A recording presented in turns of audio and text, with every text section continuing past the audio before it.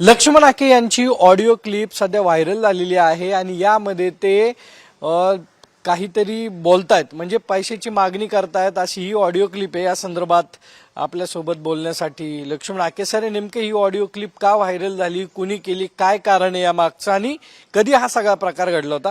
Sir, एक audio clip viral होतीये, कधीचा हा सगळा प्रकार आहे आणि का आता ती व्हायरल झाली? हे बघा, लक्ष्मण हाकेला बदनाम करणं आणि ओबीसीच्या आरक्षणाची मुवमेंट थांबवणं हा एकमेव उद्देश आहे। त्यामध्ये मुळात मला एक कॉल आला आणि मी रोज आंदोलनं घेतोय, वेगळ्या वेगळ्या रॅलीज घेतोय आणि मदत करणाऱ्यांची पण संख्या खूप मोठी आहे। मी नाकारत नाही त्या गोष्टी, पण मी जर काही इरेग्युलर वागलो असेल, मी कुठं कायद्याचा भंग केला असेल, मी कुठल्या देणग्या स्वीकारल्या असतील तर इथं कायदा सुव्यवस्था आहे।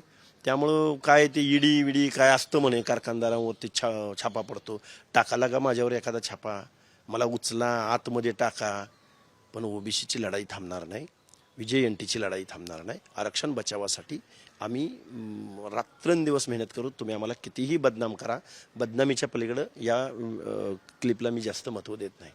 नाही, पण खरंच पैसे मागितले? अरे बघा ना, ऐका ना तुम्ही, त्यामध्ये मी मागितलंय का बघा तरी। तो देणाराच म्हणतो मला तुम्हाला मदत करायची आहे, तुम्ही एवढं पळताय, तुम्ही एवढं धावताय, मला तुम्हाला तुमचा फोन पे द्या। अरे बाबा, मी घेत नाही म्हटलं, भेटल्या। आता isakal.com आहे देशातील नंबर 1 ची मराठी न्यूज वेबसाईट। प्रत्येक अपडेटसाठी isakal.com ला नक्की भेट द्या।